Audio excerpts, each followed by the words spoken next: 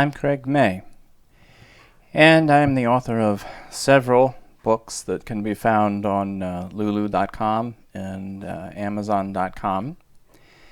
There are a variety of subjects which interest me.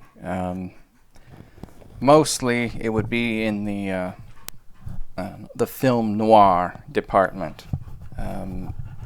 Detectives, rainy nights, mysteries, all kinds of intriguing things. But there was at one point, about 10 years ago, that I decided to write something completely different, what I think of as a soft story, if you will. And that was Alexander the Avenger and the Starstruck Summer. And Alexander the Avenger concerns a young boy about 10 years old, Colin, whose parents are going through proceedings for a divorce one summer. And in the midst of all that strife, he gets a royal treat. He gets to go and stay for a month or so with his great-aunt, Sophia Grayson, who is a bona fide retired movie star. It takes place in 1987, and she worked in Hollywood's golden age in the 40s and 50s. And so she has all kinds of stories to tell and wisdom to share. And they're an unlikely pair at first, you would think, but Colin's a very sensitive, very thoughtful boy, pretty deep. And no, it's not autobiographical. Those who know me might be thinking that, but no, this is not autobiographical. I wish I had a great aunt who was a movie star, but unfortunately, I'm the only star in our family, per se, and that's not saying much. But a relationship develops between Great-Aunt Sophia and Colin. And he is a very, very timid boy. He gets picked on a lot at school.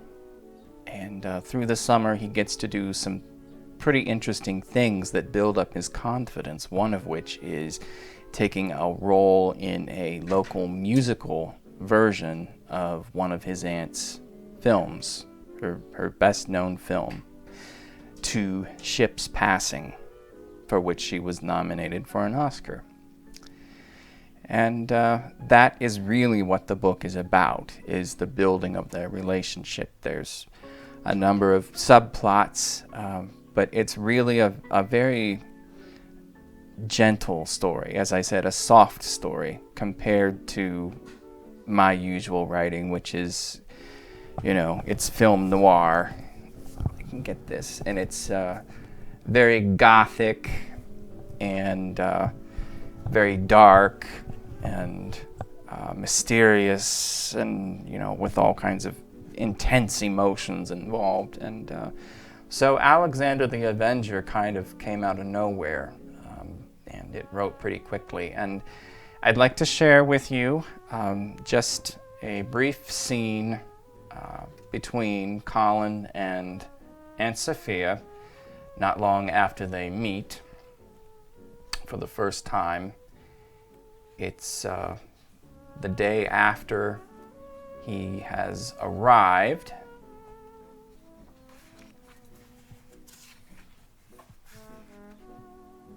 And they're sitting in the back garden of Aunt Sophia's beautiful, but not Hollywood lavish, house.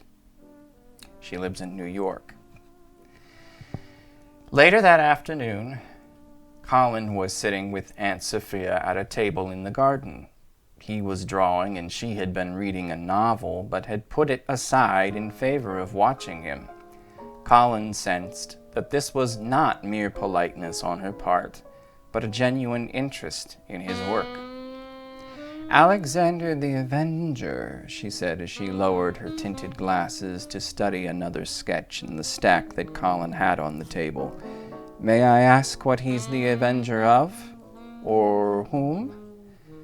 Colin had never told anyone about his fantasies of getting back at some of the kids at school through his Alexander the Avenger characterization.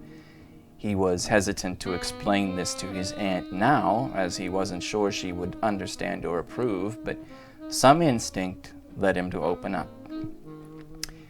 He's kind of like another side of me. He's a wizard, and he's really powerful. An alter ego, said Aunt Sophia. Yes, I see.